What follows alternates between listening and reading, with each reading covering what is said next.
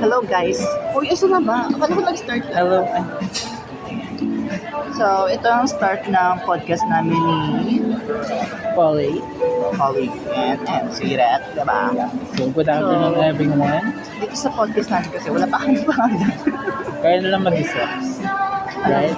Ano na lang yun? To follow na lang. So, ano ang unang topic natin ngayon? Ano pag-usapan natin ngayon? Let's talk about love. Ay, hindi. Adulting naman. life. Adulting life. Adulting naman tayo. Okay. Sino mag-start ako na ba? So, ikaw na, since may 6-digit So, tayo, diba? Hindi to High-paying job, ano? Okay, so, sobrang daming lessons and napagdaanan tayong dalawa. Kasi diba, this year lang din tayo graduate. Right? And then, parang ngayon, sobrang overwhelmed. Ako, overwhelmed ako. Ikaw, overwhelmed ka ba? Super overwhelmed ako sa work ko. As in, parang, tambaga, kita niyo ba yung eyebags ko? Gano'n. Halata nga eh. Over. Eme lang. Joke lang. Continue. Pilot episode, may bullying agad na nangyayari. Okay, so, ayun. So, let's start with venturing the adulting life alone. So, how did you feel yung first day mo? Ano na-feel mo na first day mo? Parang, na-culture shock ba agad? Or nagta-transition pa lang? Kasi alam ko na ako mag-work di ba? Yeah. Kailan nag-start? September 29. September 29. Parang ako kasi August 4 ako ata nag-start sa work ko. Oh, wow. So, continue. Anong na-feel mo nung first day mo sa work? Ganun.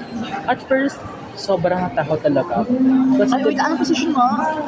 I'm an Bottom. account manager. O, bottom. Bottom ka naman. Ikaw kasi top A. Ay, mali. Bursa ba? Mali. Mali. Okay, so, at first natakot talaga ako. Kasi, alam mo naman na na-trauma ako sa first. Technically, yun yung pinakaunang job ko, yung marketing associate. Yeah, sa Kasi- Makati. And, kasi ang daming issue na nangyari. So, ngayon, Bigyan natin ng example. Ano mga nangyari? Like one lang. parang nakatakot kasi, baka yung makikikay tayo. Kulong. So, wag mo. Go. Sige. So, ayun, Confident mo parang, na yan. yeah. So, very scary siya for me kasi baka maulit na naman yung nangyari. Like, baka mamaya mag-file ulit ako ng withdrawal ng application. So, tinry ko talaga ma-survive yung first week kahit na sobrang dami nangyari at sobrang overwhelming for me kasi like lahat, pinagkasya talaga lahat ng dapat namin matutunan within a week. Ang dapat 2 weeks siya. Kasi sobrang bigat talaga. So, ayun. Ikaw naman, kamusta ang first day mo? Ang first day ko kasi, since yun na rin yung pinasukan ko na company when I was intern. Doon ako ginawa yung internship ko and familiar naman ako sa mga work ko doon.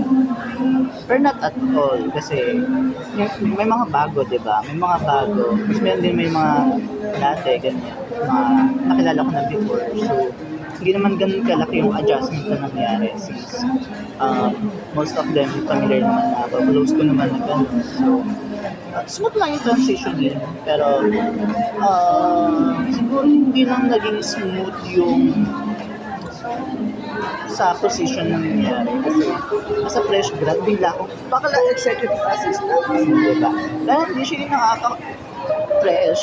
Kasi, baka lang hawak. Ilan yun naman nangyari sa first day? Pretty pa rin. Diba? So kahit na-stress siya, hindi naman halata. Pangalawa. Hindi talaga. I was being genuine. Anyways, if mabanat ang tanga mo yan. Eh di ayun na. So, parang sabi ko na, ang hirap niya as a fresh grad. Bilang hindi siya very fresh grad friendly na syempre wala pa masyadong experience, di ba? Bilang, baka na ito gawin, ganyan. Ano, nagraranta ako sa akin. Oo nga, hala. Iba po sa atin to eh. I-hide ko na lang sa kanila. Okay, go. Pero valid naman kasi fresh grad pa rin pa lang tayo Diba? So dapat hindi ganun talaga ka bagan siya mo. Nakaka-stress talaga siya. Kasi, syempre, hindi pa ibang industry yung pinasukan ko talaga. Like, bakla na yung BD. May bidding kasi sila. Alam niyo yung atake nila, Sara Descaya. Ganon. Ganon kasi ganong bidding. May bidding namin na sila. So, which is, even before when I was intern, yun yung ayokong gawin.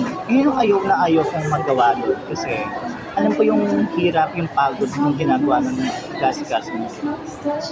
Eh, tinan mo ngayon, yung dilag mo kong yun. Parang, bakit ganon? Diba? Tapos, ayun. I was planning to file a love letter na. Oo. Hintayin ko muna yung 13 months. Pati bonus. Pero i-deserve mo naman. Kasi if the job doesn't bring you peace, Exactly. di ba? It's bound to happen talaga. It came to a point na parang, ayun, every night, parang bago pumasok, especially pag Sunday, gano'n. Bakla, cool ba malala talaga? Kasi, pati, may pasok na naman, makikita ko na naman yung boss ko, gano'n. Sabi ko, kabado malala na naman ako.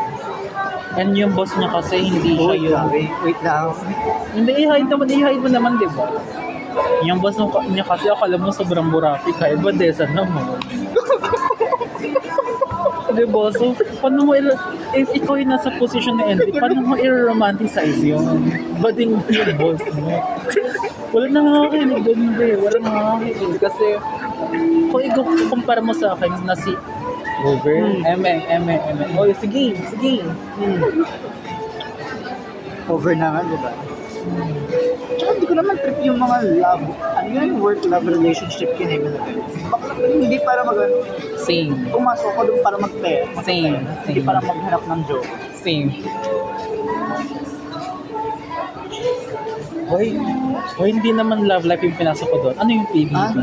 Di ba? Di love like yung pinasok. Di love like yung pinasok.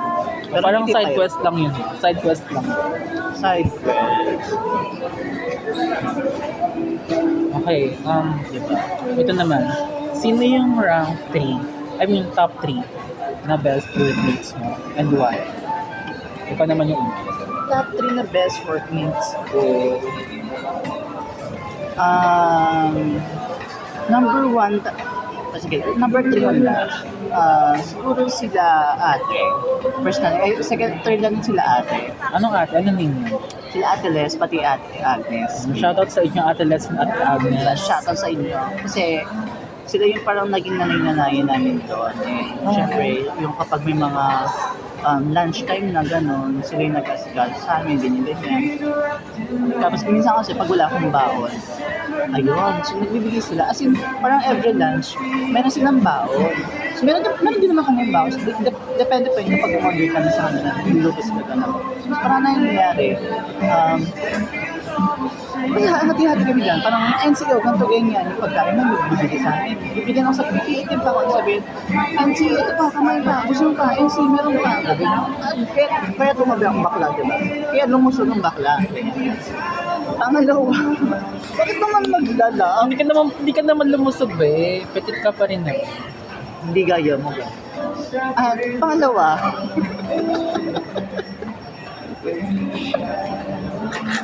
Okay, nakaganti na siya. Pag ikaw humirit pa, pangalawa, may mauumpong ka dito sa table. pangalawa, yung mga OT girls, diba? May OT girls. OT girls kasi, yung mga nag-OT, kasi doon kasi sa amin, hindi naman required mag-OT. I mean, hindi rin siya required. Nakadepende din yun kung meron kang OT o wala. So, pero kasi doon sa amin kasi, may mga nag-OT, especially yung mga managers, sales managers, gano'n. Si Ma'am Liz, sila Sir Armin, Sir Bry, pati si LJ. Pero si LJ, iba nga siya. Ganon. So, parang yung pag-OT namin, pag-OT ko, na naliles yung stress dahil sa kanila. Parang yung panguna talaga, si LJ, si Mother LJ. Kasi siya yung naging katuwang ko sa every time na nag-OT, gano'n. Siya yung mga naging katuwang ko na sa work ko. Kunwari kapag lalabas ako, parang siya kasi yung sumasalo. Though, hindi ko naman pinapasa din lahat. Parang pag may mga times lang na may deadline, gano'n, siya yung sumasalo ng work ko na nakikisap naman ako. Pinapakaisapan ko siya if pwede ba ganyan. Tapos edi, ayun. Siya yung number one sa akin. Tapos kapag tuwing OT namin, siya yung naging kasabay umuwi, ganyan. Either maglalakad kami or iyahatid kami, sasabay kami kay Tito Kit, ganyan. Si Tito Kit ba yung riding driver ng shuttle? Tanga hindi. Engineer you. Okay, alam ko sa kanya. Hindi naman siya, wala naman siya sa top 3 mo. Sige, si top 1 din si Tito Kit. Ay, Actually, dalawa sila dapat eh. So, yung engineers na dalawa sila. Kasi nag-resign na kasi yung isang engineer. Pero yun, sabi ko, number 1 din si Tito Kit kasi siya yung parang naging best big brother dun sa work ko. Parang naging grabe kuya-kuyahan talaga. Parang kuya-kuya ng vibe namin. Huge respect kay Sir Kit. yeah, we love you, Sir Kit. Ikaw naman, sino ang top 3 mo? Siyempre, number 1 si ano. Uy, wala talaga. Issue ka ba? Okay, so top 3 ko, siguro top 3. Siguro si Mix. Why? Top 3 kasi, I think na isa siya sa mga tao I can fully trust. And parang sobrang align din namin sa sobrang daming bagay. Like same kami ng hobbies, same kami ng amas, and same kami. Basta parang same na same talaga kami in terms of ugali. Ayun, same din kami hindi nagsasabi ng N-word, which is a good thing. Kasi may isa dito na mahilig magsabi ng N-word. Oh. Ayun. And then next naman, top 2 is si Zach. Si Zach naman kasi, body ko kasi si Zach. So parang I feel like, yun talaga, parang wala talagang filter kapag kausap ko. Diba? And alam niya, Sabi din siya ng N-word. Yan. hindi ko logo Ay, madulas mo. Diba? Hindi ko logo basta parang si Zach kasi parang I feel like, matagal ko na siyang kilala. And parang, kahit sige sabihin burglist siya, sabihin natin, sobrang out of touch niya, over. Then, parang, may times din kasi na very, talaga, dependable. And, wala ka talagang, I mean, hindi na-judge niya ko madalas, pero parang playful lang naman. Sana. Playful. Sana playful lang yun. May patutsada yun na eh. Di ba? Parang feel ko, minumura niya rin yung sa Diba? isip niya. May ano yun, may ihalong realness yun. Di ba? O goal. Sino top 1? Ang top 1 naman, hindi ko naman pangalanan. Pero kasi, Ay, pangalanan mo, pinangalanan ko lahat sa akin eh. Ang unfair naman nun, di ba? Unfair naman nun, di ba? Pangalanan hindi mo. talaga, be. Ay, ako pa pangalan. Pangalanan mo. Basta may letter E yung name. Ay, ano ba yan? Pangat naman. Huwag na lang tuloy ito. Huwag naman. Hindi, ito na. Then makikilala na rin naman niya if ever na maano niya to. Kaya nga natin nagsasabi tayo mga top, di ba? Pinangalanan ko sa akin lahat. Pangalanan mo sa'yo. Parang late na kasi kapag mo sabihin side ko siya. Hindi naman. Pinaano mo naman. Pangalanan mo. Okay, so parang itong tao kasi na to. Pangalan ako after ko sabihin niyo. Oh, sige ah, sabi mo na. Pag hindi ko na tututuloy ah. Oh, go, dali ako. Kasi parang itong top 1 ko. Parang hindi ko alam, pero kasi parang kapag kausap ko siya, hindi, basta kapag kunyari may mga problems ako, parang if may mga issues ako sa buhay, isa siya sa mga parang feel ko na pwede kong pagsumbungan. And parang sobrang saya niya kausap. I mean, hindi naman masaya, basta parang sobrang comfy talaga sa presence niya. And basta gusto ko yung ugali niya kasi parang he can be honest with me kahit na minsan hindi talaga kami nag-match ng perception or ng insight or ng thoughts. And it's okay kasi ganoon naman talaga nagsimula yung mga love life. Love life. Sino muna yan? Sino yan top? So, ang taong ito ay si Cristel. Oh. Ito, naiiyak ako. Okay. Tigilan natin to. Next segment. Naglolokohan lang tayo dito. Hindi talaga, bro. O wala si ano? Ha? Wala siya? Sino? Wala siya? Pag-meeting ko dito? Ay, hindi siya kasama. Sige, go. Naglolokohan lang tayo dito. Okay, ikaw naman, next question, ikaw naman. Ako na naman Ikaw mag-iisip ng next question. Sino crush mo sa work? Ah, crush? Okay, dali lang naman. Siyempre, yung mong ganon. Ang tanga naman yun. Ay, hindi ba? Ano ba yan? Ready na ako sumagot eh. Hindi mo kasi naman sa top 3 yun. Parang siya naman talaga yung top 1. Si Crystal lang talaga yung sinabi ko. Okay na. Next question is, Next question is, ano yung mga,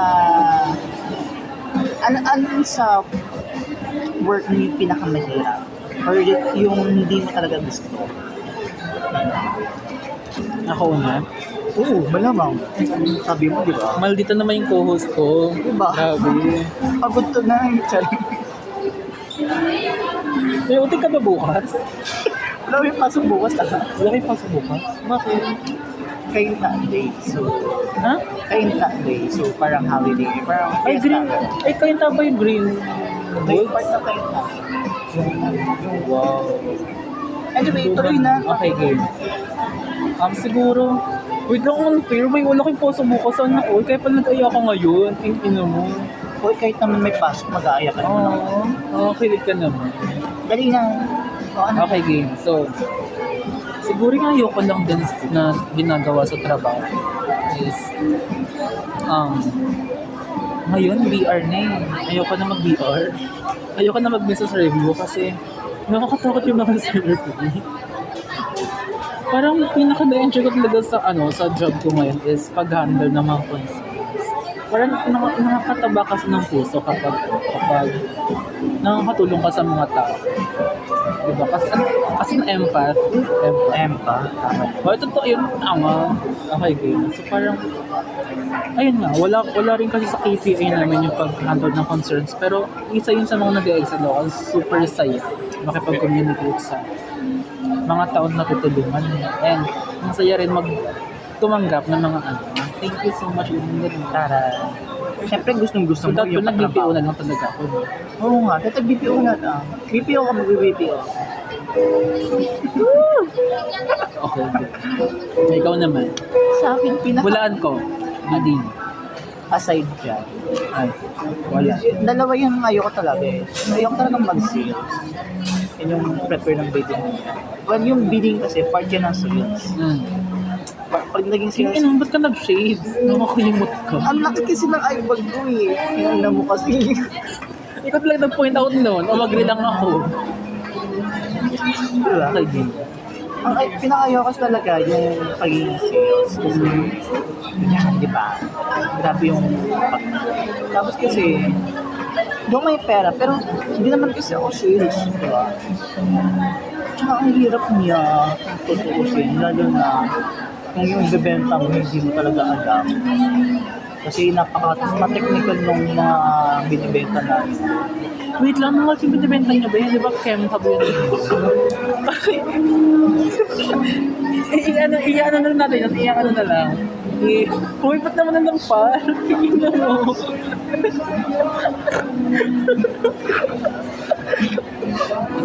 Bakit naman sa'yo pag-name drop? Wala ko magbawal. Oh, not sponsored pala. Sorry, not sponsored. Iwas nga tayo. Okay. Ilan naman nito.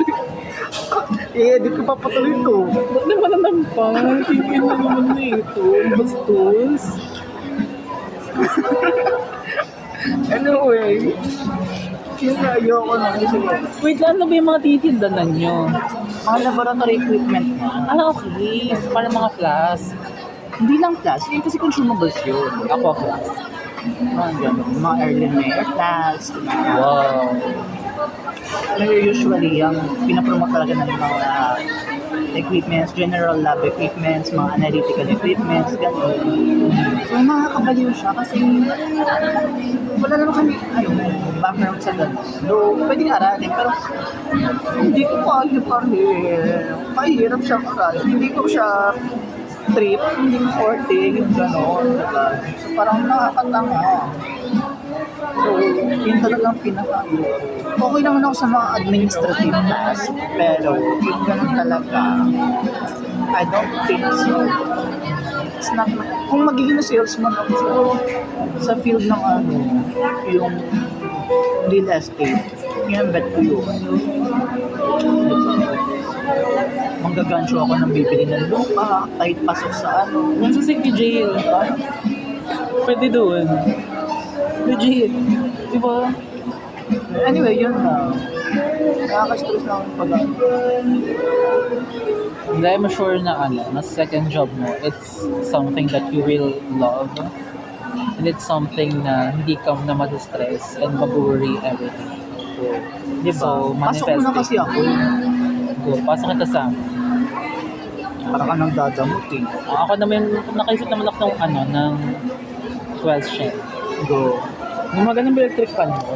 Oo. Ba't mo gumagana naririnig yan ng andugin ng ko? Talaga ba? Go na. Ito, okay, game.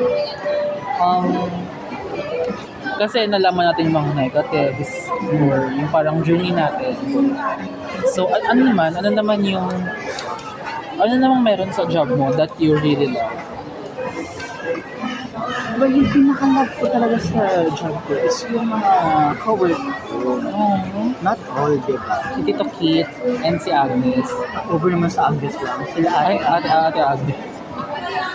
Oo nga, Ano naman ba't sa si Kit may tito, si Agnes lang. Kapag ate Agnes. Sila Agnes, gano'n.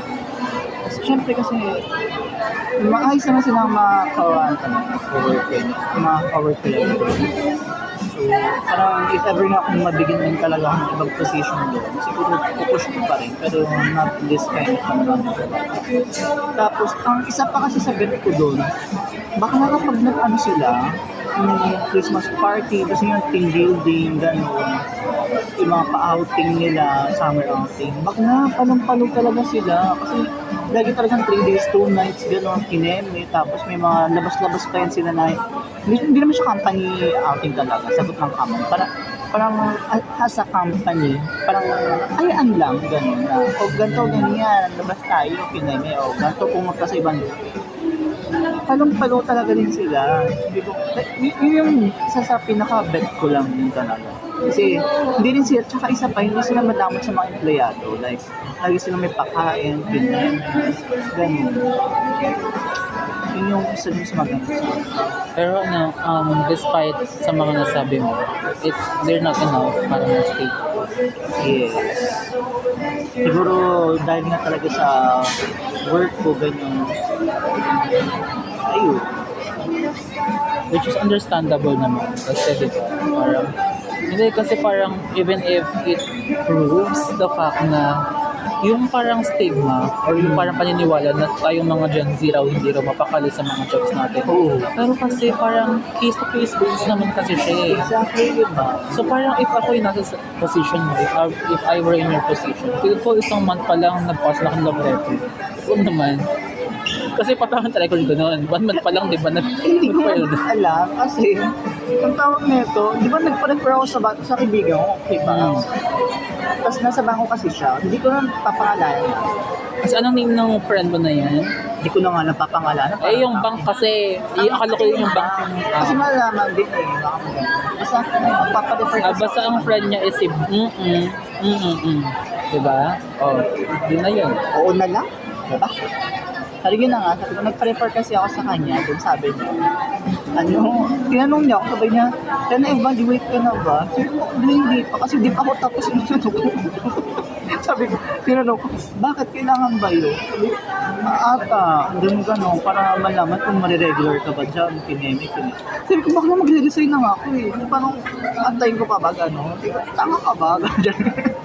Eh, naman ginaganyan si lang. Tapos, di ayun na nga, sabi niya gano'n. Sabi ko, di napaisip ako. Sabi ko, talaga ba kailangan? Di aantayin ko pa di aantayin ko pa 6 months ako. Gano'n. Parang nanggagawa na ba? Tapos, isa pa yung sa chita ng friend rate ko sa work, si Miss LJ na, ngayon lang naman daw kasi ganitong bagan siya ng trabaho. Kasi nga, December. Diba? Parang nakaka-stress daw talaga. Kasi yun yung maraming bidding talaga. Yung tinatawag na early procurement, mga ganun activities. Para sa 2020, for the next year, ganun, ginagawa.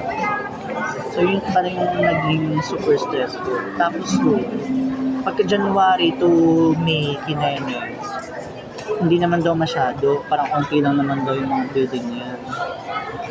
Pero yun, makakanta. Pero hindi mo, malay mo naman, by January, ano na, Okay na. maluwag na ako. Mag-stay Kasi naalala mo, parang nung, ano, di ba, nung during the time na first week mo and second week, I think, tapos jobless bitch ako noon. Parang nagkausap tayo, and sabi mo, parang wala kang ginagawa.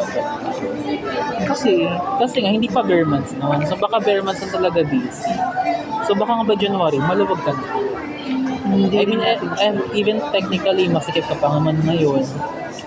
kasi, Ano, nakakatawa. sige na lang. Okay, game. Ano sabihin mo? Doon nakakatawa podcast to, be. Dapat di tayo na... Kasi, yung mga time na yun, wala pa yung boss ko, kaya maluwag pa talaga. Kasi hindi pa ako, Ay, oo nga Hindi pa pala. ako Nasa abroad siya nun, no? baka lang, ingay mo naman. Ano naman, Diyos ko. Pero yun yung sabi na ano, tsaka aside sa wala pa kasi nasa abroad siya, hindi pa kasi ako na-orient nun, kaya parang super luwag pa talaga. Ganun. So parang during the time, parang kinocosplay mo pa si Meg na maluwag. Ay, Over sa drop name. Totoo naman, di ba? di ba? Patingin nga ako, masikip yan. Tsaka ano, ang tawag niya it's not compensating me enough. Ganun. Sabihin natin na go, okay. Pero yun nga, kung Walang OT yan. kung ano ko din, wala din. Tsaka, hindi siya na-justify.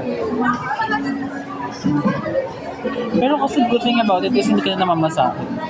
Minsan, pag hindi Ayun nga, ako late, bobo ka kasi.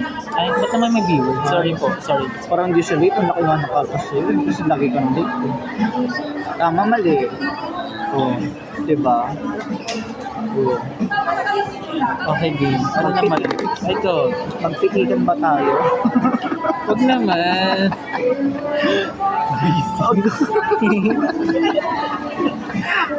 Ikaw, Ano? ano yung gusto mo sa work mo? Ayaw nga pala. Ay, hindi pa ba nakasaksagot? Ako lang di po, diba? Siguro what I really like about my work is yung times na nag-overbreak kami. Kasi parang may time kasi sa hapon na pwede kami lumabas for a whole hour. Kahit na 15 minutes lang yung nasa policy namin, pero pwede kami lumabas for a whole hour. So parang sa perspective ko ng bonding time namin ng mga anong ko, ka-work ko. And alam ko rin nung Friday, parang yun yung time na andun si Crystal. Crystal ba talaga? And it was really fun kasi ayun nga, parang Crystal ba talaga? si Crystal, yung mahal ko si Crystal. I love you so much, Crystal Yana. Shoutout sa'yo, shoutout sa pamilya mo. Sana masaya ka ngayon. But, okay, so parang ayun nga, na hindi kami masyadong mahigpit. I mean, hindi masyadong mahigpit yung management sa amin. And we're free to do whatever the fuck we want. Pasok mo hotel?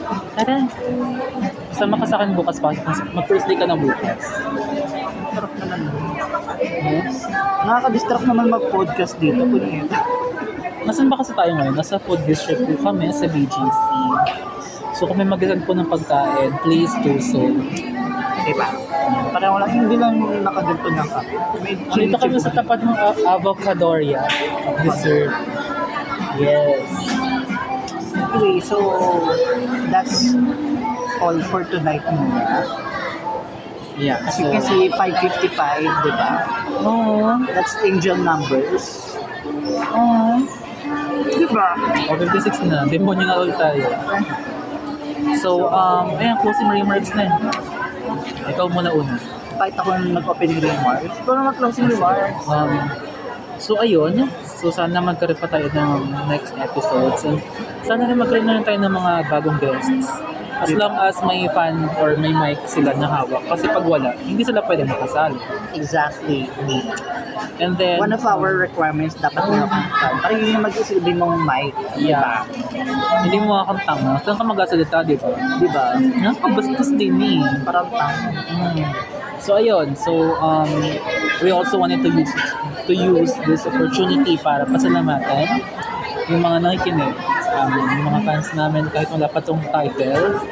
So, mag-comment kayo dyan kung ano yung perfect na to. And then, ayun. Ano? Thick and thin, gano'n.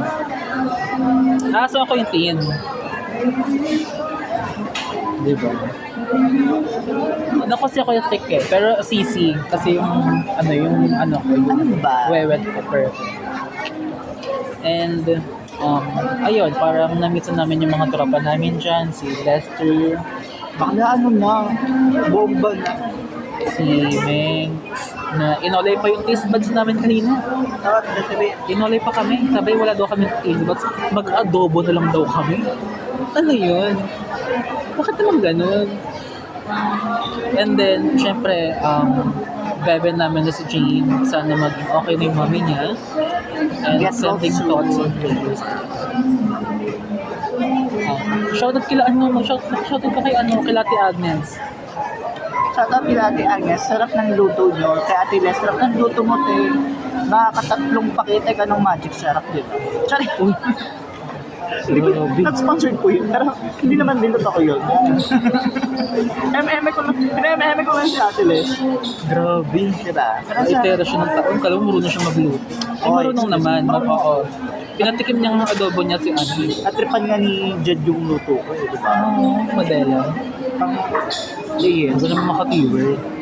Kasi Yeah. naman, Ayun, shoutout din kila sa mga ka-work ko dyan. shoutout sa crush niya. Si Alec. O, diba? Hindi, I mean, shoutout kila Alec, kila Hindi. Zach, kila Hector, Ay, alam niyo na. kila Cristel, kila Mix, kila Jana, kila Cha. I love you also. Shoutout sa dalawang tropa dyan. Yung isa pulis na, yung isa may anak na. Pero feel ko may anak na nito si Beth. Ay, mamang pulis, ano ba? Ay, alam ka na ba? Nakaka-proud naman kayong lahat. So, yun lang. Maraming salamat sa panonood at makikinig mga ka-I love you ko. Kinabutan ako. Over. So, ayun. Bye everyone. Bye. Next time yung pangalan. Bye. Annyeong.